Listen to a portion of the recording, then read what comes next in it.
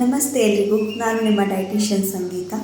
Diabetes ಇರೋರು ಹಣ್ಣುಗಳನ್ನ ತಿನ್ಬೋದು, ಆದರೆ ನಿಮ್ಮ FBS ಅಂದರೆ ಫಾಸ್ಟಿಂಗ್ ಬ್ಲಡ್ ಗ್ಲೂಕೋಸ್ ಲೆವೆಲ್ ಹಾಗೂ HbA1c ಯಾವ ಲೆವೆಲ್ನಲ್ಲಿದೆ, ನಿಮಗೆ ಸ್ಟ್ರಿಕ್ಟ್ ಡಯಟ್ ಬೇಕಾಗಬಹುದಾ ಅಥವಾ ಮಾಡ್ರೇಟ್ ಡಯಟ್ ಬೇಕಾಗಬಹುದಾ ಅನ್ನೋದ್ರ ಬೇಸಿಸ್ ಮೇಲೆ ಹೇಳಬಹುದು. ಇನ್ ಜನರಲ್ ಹಲಸಿನ ಹಣ್ಣು, ಸೀತಾಫಲ, ಸಪೋಟ, ಪಚ್ಚಬಾಳೆಹಣ್ಣು, ಮಾವಿನ ಹಣ್ಣು ಹೀಗೆ ಹೆಚ್ಚು ಸಿಹಿ ಅಂಶ ಇರುವಂಥ ಹಣ್ಣುಗಳನ್ನ ಆದಷ್ಟು ಅವಾಯ್ಡ್ ಮಾಡಿ.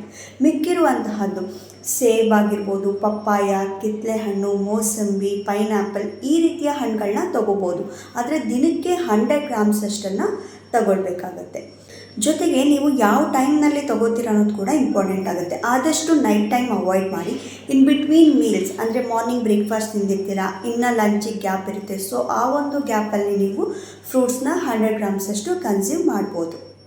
ಆದಷ್ಟು ಕಟ್ ಫ್ರೂಟ್ಸ್ನ ಚೂಸ್ ಮಾಡಿ. ಯಾಕೆ ಅಂತ ಹೇಳಿದ್ರೆ ಫೈಬರ್ ಕಂಟೆಂಟ್ ಜಾಸ್ತಿ ಸಿಗುತ್ತೆ. ಇದೇ ರೀತಿ ಹೆಚ್ಚಿನ ಮಾಹಿತಿಗಾಗಿ like, share and subscribe to my channel. Thank you.